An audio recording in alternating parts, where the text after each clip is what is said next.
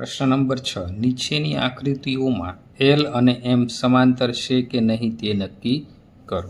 હવે આપણે પહેલી આકૃતિ જોશું તો અહીં શું છે, રેખા એલ છે અને રેખા એમ છે, એની છેદિકા કઈ છે, એન છે। હવે અહીંયા બંને આપણે ખૂણો આપ્યા તો અહીંયા જો તમે કયો ખૂણો બને છે, અંતઃકોણ બને છે। જો સી આકાર બને અંતઃકોણ, જે આપણે અગાઉ જોયું હતું। તો અંતઃકોણ શું હોય છે, એકબીજાના પૂરક કોણ। તો આપણે અહીં લખશું અંતઃકોણ એકબીજાના પૂરક કોણ હોય। શું હોય, પૂરક કોણ હોય છે। હવે પૂરક કોણ એટલે બે ખૂણાનો સરવાળો કેટલો થવો જોઈએ, 180। તો આપણે અહીંયા જોઈ, તેથી 126 અંશ વત્તા 44 અંશ, એ બંનેનો સરવાળો કેટલો થશે, 170 ડિગ્રી। હકીકતમાં પૂરક કોણ હોય તો કેટલો થવો જોઈએ, 180। તેથી તે પૂરક કોણ નથી, 180 નથી, એટલે શું છે, એ પૂરક કોણ છે નથી। તેથી બે રેખાની છેદિકાથી બનતા એક જ તરફના અંતઃકોણ કેવા હોય, પૂરક। અંતઃકોણ પૂરક નથી, કેમ કે આ સરવાળો 180 આવતો નથી। તેથી આપણે શું લખી શકીએ, રેખા એલ એ એમને સમાંતર નથી। L is not equal to સમાંતર એમ। તો આ આપણો શું થયો, ફાઇનલ જવાબ થયો। હવે આકૃતિ બીજી, તો એમાં તમે જો આ રેખા એલ છે, રેખા એમ આપી અને એની છેદિકા કઈ છે, રેખા એન। તો એમાં આપણે એલ અને એમ છે એ સમાંતર છે કે નહીં આપણે શોધવાનું છે। તો અહીંયા તમે જુઓ તો આ અભિકોણની જોડ બને, આ રીતે સોંકડી બને, આ ભાગ ભૂલી જાઓ। તો આ ક્રોસ બન્યા, તો ક્રોસ બન્યા એટલે કેવું હોય, અભિકોણ। તો અહીં અભિકોણ બને છે, શું બને છે, અભિકોણ। તેથી શું થશે, આને આપણે એ નામ આપી દઈએ। તો એ બરાબર શું થશે, ખૂણો 75। શું કરવા, અભિકોણ બને છે। એનું માપ 75 આપ્યું તો ખૂણો એનું માપ શું થશે, સામેનો ખૂણો 75 આપ્યો તો એની સામેનો ખૂણો કેટલો થશે, 75 ડિગ્રી। તો આ કેટલો થયો, 75 ડિગ્રી। હવે જો આ બાજુ શું બની જાય છે, સી આકાર, અને કેવો બની જાય છે, અંતઃકોણ। તો હવે આપણે શું લખી, હવે અંતઃકોણ એકબીજાના શું હોય, પૂરક હોય, એકબીજાના પૂરક હોય, પૂરક કોણ હોય। તેથી સરવાળો એનો કેટલો થવો જોઈએ, 180। તો આપણે સરવાળો કરી, તેથી 75 અંશ વત્તા 75 અંશ ઇઝ ઇક્વલ ટુ કેટલું થશે, 150। તો સરવાળો 180 મળ્યો નથી, તો ઇઝ નોટ ઇક્વલ ટુ 180। તો અંતઃકોણ એકબીજાના પૂરક કોણ નથી, તેથી આ છેદિકા બનશે નહીં, બે રેખા સમાંતર હશે નહીં। તો આપણે શું લખી શકીએ, અહીં બે રેખિકાની છેદિકાથી બનતા અંતઃકોણ પૂરક નથી, કેમ કે સરવાળો 180 થયો નહીં, પૂરક નથી। તેથી રેખા એલ એમને સમાંતર નથી। L is not equal to સમાંતર એમ। તો આ આપણો શું થઈ ગયો, ફાઇનલ જવાબ થઈ ગયો। હવે આકૃતિ 3 જો, એમાં આપણે શું કરવાનું છે, રેખા એલ અને એમ સમાંતર છે કે નહીં તપાસવાનું છે। હવે તમે જો અહીંયા શું છે, રેખા એલ રેખા એમ અને એની છેદિકા કઈ છે, એન છે। હવે અહીંયા ક્રોસની નિશાની થાય તો આ બે રેખા કેવી હોય, આ બે ખૂણા કયા હોય, અભિકોણની જોડ હોય। તો આ 57 હોય તો સામેનો ખૂણો કેટલો થાય, 57નો થાય। તેથી આપણે શું લખી શકીએ, અહીં અભિકોણ શેની, અભિકોણની જોડ રચાય છે। હવે આને આપણે એ નામ આપી દઈએ, તો ખૂણો એ બરાબર શું થશે, 57। શું કરવા, સામેના ખૂણાનું માપ કેવા હોય, સમાંતર। હવે અહીં તમે જોશો તો આનું માપ 57 આવી ગયું, તો આ કયો ખૂણો રચાણો, અંતઃકોણ। હવે છેદિકાની એક જ બાજુના અંતઃકોણ કેવા હોય, પૂરક હોય। એક જ બાજુના અંતઃકોણ કેવા હોય છે, પૂરક। પૂરક એટલે એનો સરવાળો કેટલો હોય 180 થાય. તો હવે જોઈએ તો અહીંયા ખૂણો કયો આપ્યો છે 57 જે આપણે મેળવ્યો વત્તા 123 એનો સરવાળો કેટલો થવો જોઈએ 180. તો 57 પ્લસ 123 ઇઝ ઇક્વલ ટુ કેટલું થાય 80. તો પૂરક કોણનો સરવાળો કેટલો થાય 180. તો આ બે ખૂણા શું છે પૂરક કોણ છે. તો આપણે શું લખી શકીએ તો બે રેખાની છેદિકાથી બનતા એક જ તરફના અંતઃકોણ પૂરક છે. કેમ કે સરવાળો આપણે 180 મળ્યો પૂરક છે. તેથી રેખા એલ ને સમાંતર રેખા એમ છે. અથવા શું લખી રેખા એલ સમાંતર રેખા એમ. તો આપણો શું થઈ ગયો ફાઇનલ જવાબ થઈ ગયો. હવે આકૃતિ નંબર 4. તો આમાં શું છે રેખા એલ રેખા એમ અને એને બે સમાંતર અને રેખા એન એને શું છે છેદિકા છે. હવે આપણે જોઈએ તો અહીંયા શું થાય ક્રોસની નિશાની થાય છે. તો આ કેવા ખૂણા થાય અભિકોણ થાય. તો આ ખૂણો 72નો છે તો એની સામેનો ખૂણો કેટલો થવો જોઈએ 72. તો શું લખશું અહીં અભિકોણ રચાય છે. તેથી હવે આ ખૂણાને આપણે એ આપી દીધું. તો ખૂણો એ બરાબર એ શું થશે 72. શું કરવા અહીંયા અભિકોણ રચાય એટલે આપણે કાઉન્સમાં શું લખશું અભિકોણ. હવે જો અહીંયા 98 અને આવડો 72 તો આ કેવા થઈ ગયા અંતકોણ થઈ ગયા. હવે અંતકોણની શરત શું હતી છેદિકાની એક જ તરફના જો આ છેદિકા છે એની નીચેની બાજુના ઉપરની બાજુ એક જ તરફના અંતઃકોણ કેવા હોય પૂરક હોય. અંતઃકોણ પૂરક હોવા જોઈએ.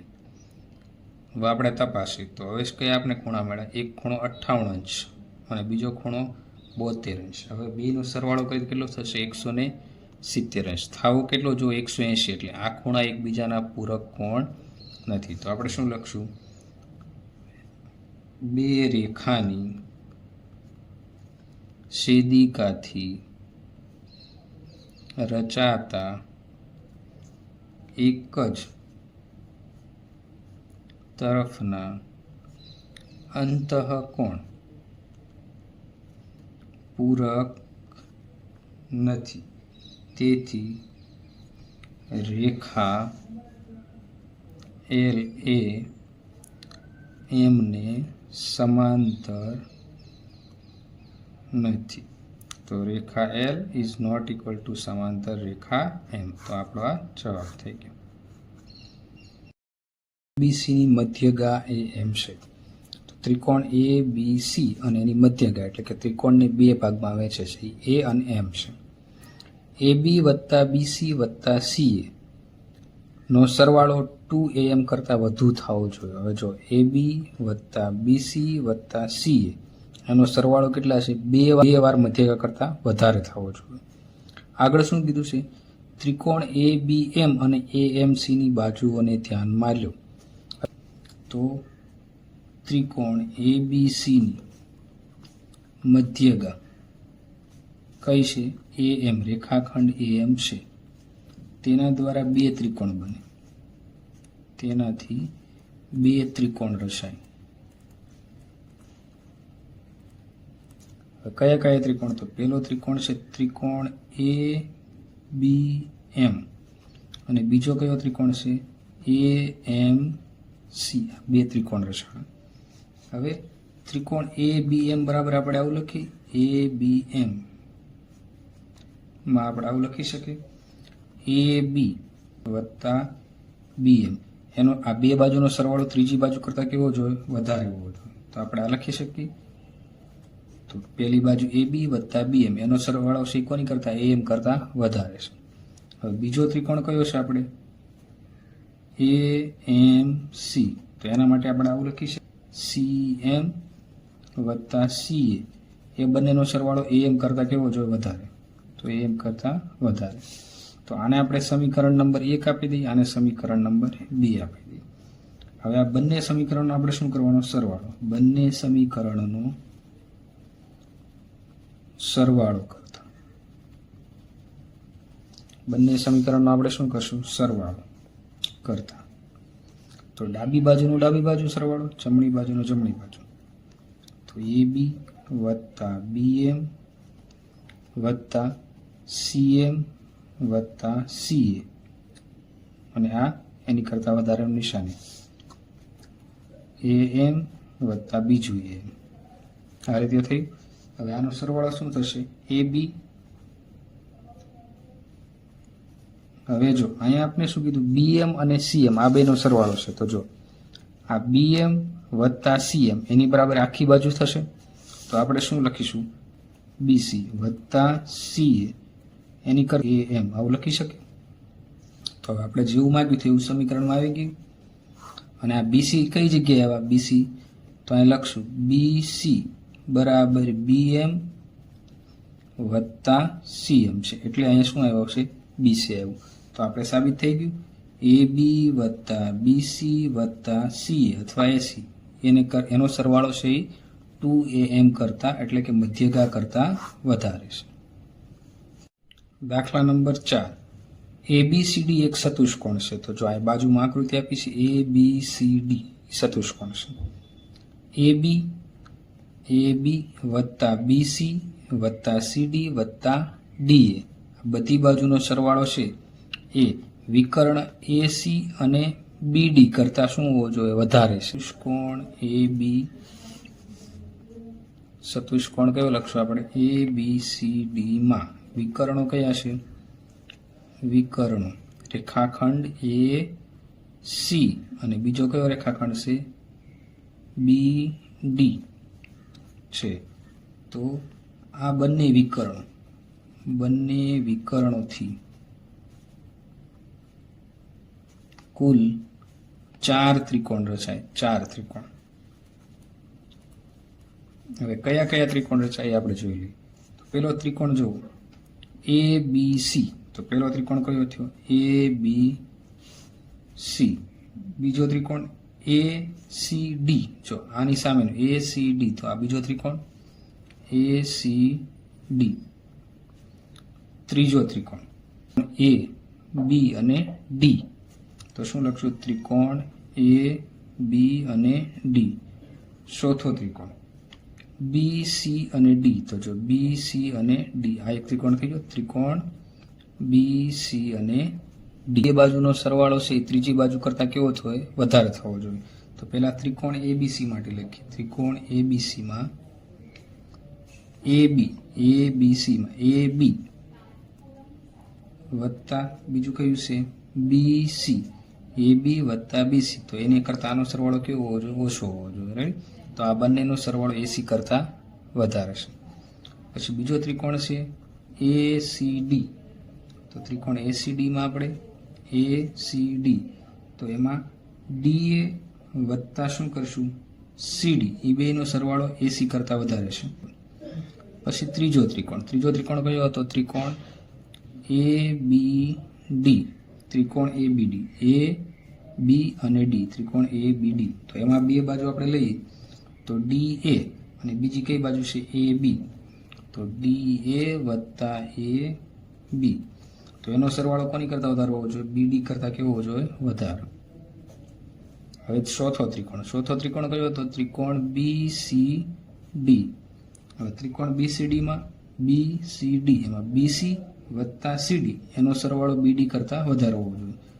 તો BC વત્તા CD એનો સરવાળો BD કરતાં વધારે હોવો જોઈએ. 4 સમીકરણ આવ્યા. હવે 4 સમીકરણો આપણે શું કરવાનો છે? સરવાળો. તો ઉપરના સમીકરણ 1 થી 4 નો સરવાળો કરતા. તો આપણે પેલું બધોનો સરવાળો લખ્યો. હવે તમે જુઓ AB એક વાર, AB બે વાર. એ બે વાર છે. BC એક વાર, BC બે વાર. DA એક વાર, DA બીજી વાર. CD એક વાર, CD બીજી વાર. તો બધી વસ્તુ કેટલી વાર છે? ડબલ વાર. તો આપણે આગળ 2 લખીને પછી શું લખી? કોમન કરી નાખીએ. AB વત્તા BC વત્તા DA અને વત્તા CD. આવું થયું. અને આ બાજુ AC બે વાર અને BD બે વાર. તો એને આપણે એવું લખી નાખશું 2AC વત્તા BD. આવું લખી શકીએ. તો આ બગડો વયો ગયા. તો હવે શું વધ્યું? એ બી વત્તા બીસી વત્તા ડીએ વત્તા સીડી એ બધાનો સરવાળો કોની કરતાં એસી વત્તા બીડી એસી વત્તા બીડી કરતાં વધારે છે. તો પ્રશ્નમાં આવું જ કીધું હતું આપણે એ બી વત્તા બીસી વત્તા સીડી વત્તા ડીએ એ બધાનો સરવાળો કોની કરતાં બે જે વિકર્ણ આપ્યા એસી અને બીડી કરતાં વધારે જોવે. તો એ સાબિત થઈ ગયું છે.